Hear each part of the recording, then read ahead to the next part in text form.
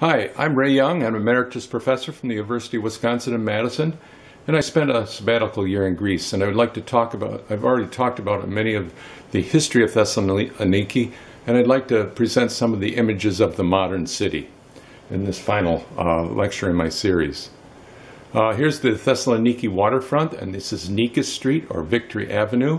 And you're looking across to the west, and on the top left is the port of Constantine, which was an important port throughout the history of Thessaloniki. And you can see how heavily the waterfront is built up. There's many little coffee shops and restaurants along the coast there, which is a very pleasant place to visit. The Aristotelous Square is at about the center of Nikis Street, and this was part of the plan of Ernest Ibard. He was a French architect that they hired to develop a new plan for the city after the Great Fire of 1917. And you can see the beautiful European plan he developed, but this was the only part of his plan that was which took place. The rest of the city sort of just came together, and it's a very densely packed city. And walking up through the square, you can see that there's shops up in the northern part there as you walk through, and it's a very pleasant place to stop and visit and have coffee. And then there's the Modiano Market. The name Modiano is the representative, is actually one of the Sephardic Jews' name that are gone from the city as a result of the Nazi intrusion, but the market maintains the name. This is looking in the eastern direction along the Nikis Avenue, and you can see the White Tower that was put in the 15th century by the Turks for protection of the harbor, then became a prison, and now is a museum. And just beyond the White Tower is this new Paralia, which is a new park, which is a very nice, pleasant place to visit and walk along. And people go out into the city during the evening hours for the nice walk along the promenade. And this is a statue in the park, right near the White Tower of Pavlos Melas. He was a very important member of the Macedonian struggle against the Bulgarians, and he died in 1908 as a result of this Macedonian struggle. Here's the Thessaloniki Theater and the concert hall. They have beautiful facilities.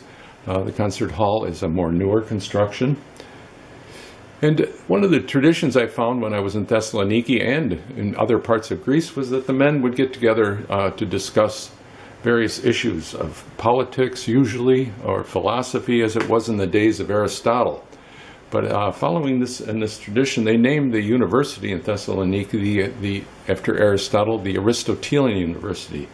This was established in 1926.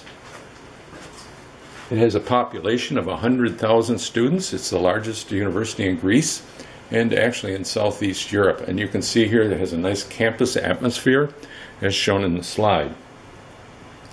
My office was in the Department of Forestry and Natural Environment, and this is an old picture from 1989, and you can see it was it's since been repainted and restored.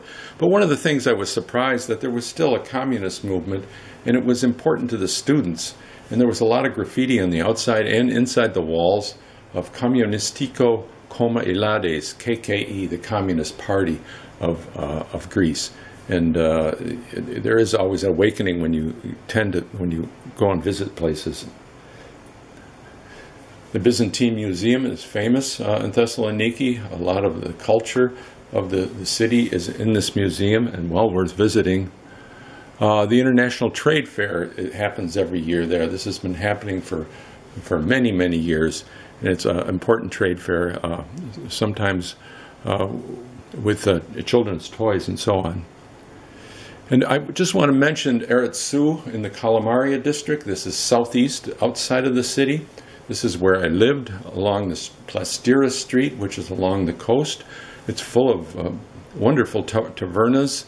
The one on the right is called the Nest in Greek, and I lived under that. And when I living there, I learned about the Greek way of life. Of course, Thessaloniki followed the old tradition of closing the shops at 1 or 2, going home and having a big dinner and a nap, and then opening the shops again at 5, and then closing them up and going out for dinner in the late evening, enjoying music and good food, and a wonderful way of life for the Greeks. And then there's a new science center out in the area of Aretsou, or the Kalamaria district, which was recently developed. It's a science center and technology museum offering training and facilities for excellent science work. And finally, I'd like to thank you all for listening to my series of lectures, Aristotle. Thank you very much, Yassas and Yasu, to you all. And I'm sure you all want to go to Thessaloniki. Appreciate its wonders.